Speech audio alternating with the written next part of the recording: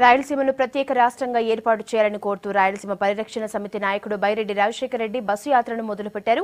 రాయలసీమకు అడుగడుగునా అన్యాయం, అవమానం జరుగుతున్నాయని, ఇక్కడ పెడతామన్న ప్రాజెక్టులు ఆంధ్రకు తరలిపోయాయని అంటున్న బైరెడ్డి రాజశేఖర రెడ్డితో మా ప్రతినిధి Saleem face to face. Rayalaseema పరిరక్షణ సమితి వ్యవస్థాపకులు బైరెడ్డి రాజశేఖర రెడ్డి ఇప్పుడు మరోసారి బస్ యాత్రకు శ్రీకారం చుట్టారు. అసలు ఈ బస్ యాత్ర ఉద్దేశం ఏంటి, ఎందుకోసం చేయబోతున్నారు, ఎన్ని రోజుల పాటు చేస్తారు, ఇప్పుడు అన్ని అడిగి తెలుసుకునే ప్రయత్నం చేద్దాం. సార్ చెప్పండి, బస్ యాత్ర ఉద్దేశం ఏంటి, ఎంతేం చేయబోతున్నారు? దీని లక్ష్యమంతా కూడాను అడుగడుగున రాయలసీమకు జరుగుతున్నటువంటి అన్యాయం, అడుగడుగున రాయలసీమకు జరుగుతున్నటువంటి అవమానం, ఇవన్నీ కూడాను ప్రజలను చెప్పి చైతన్యవంతులను చేయాలన్నది మా ఉద్దేశం. గతంలో కూడా పాదయాత్ర చేశాం, ఊరూరు తిరుగుతూ. అదే రకంగా ట్రాక్టర్ నడుపుకుంటూ మరి ఎండాకాలం అప్పుడు కూడా చేశాం. రాయలసీమలో తిరిగాం దాదాపు 123 రోజులు.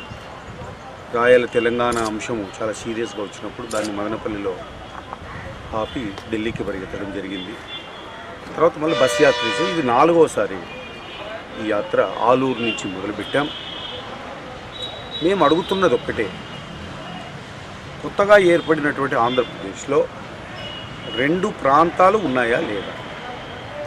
ఒక ప్రాంతం కోస్తా ఆంధ్ర, ఇంకోటి రాయలసీమ, అవునా కాదా? మొదటి ఇది తేల్చాల్సినటువంటి విషయం. మరి 2 ప్రాంతాలు కలయికతో ఏర్పడినటువంటి ఆంధ్రప్రదేశ్లో కొన్ని ఉన్నాయి. చాలా కాలం నుంచి కూడా 2 ప్రాంతాల పెద్ద మనుషుల మధ్యన ఒప్పందం జరిగింది, శ్రీబాగ్ ఒప్పందం అని.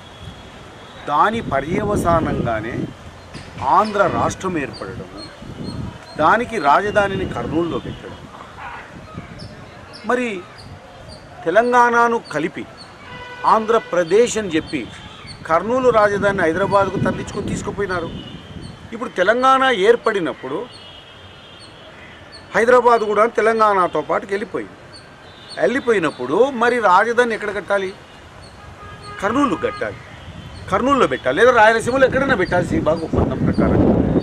కానీ మీరు మీ యొక్క స్వార్థం కోసం, మీ చుట్టూ ఉన్నటువంటి వాళ్లకు ఏదో బెనిఫిట్ ఇచ్చేదానికోసం గుంటూరు విజయవాడ మధ్యన కడుతున్నారు. హైదరాబాద్ చుట్టుపక్కల ఉన్నటువంటి దాదాపుగా 10 జిల్లాలు ఉన్నటువంటి తెలంగాణలో 5 జిల్లాలు రాజధాని వల్లే పికప్ అయినాయి. అట్టాగే మాది కర్నూలు వస్తే మొత్తం రాయలసీమ పికప్ అయ్యేది. అది పక్కన పెట్టి రాజధానిని అమరావతి అని పేరు పెట్టి దాన్ని గుంటూరు విజయవాడ మధ్యన నిర్మాణం చేస్తున్నారు మీరు. ఇది రాయలసీమ బాగా అన్యాయం చేసినటువంటి విషయం. తెలంగాణ ఏర్పడిన తర్వాత తెలంగాణ బాగుపడుతుందా లేదా? తెలంగాణ వాళ్ళు నీళ్లు తీసుకుపోతున్నారా లేదా?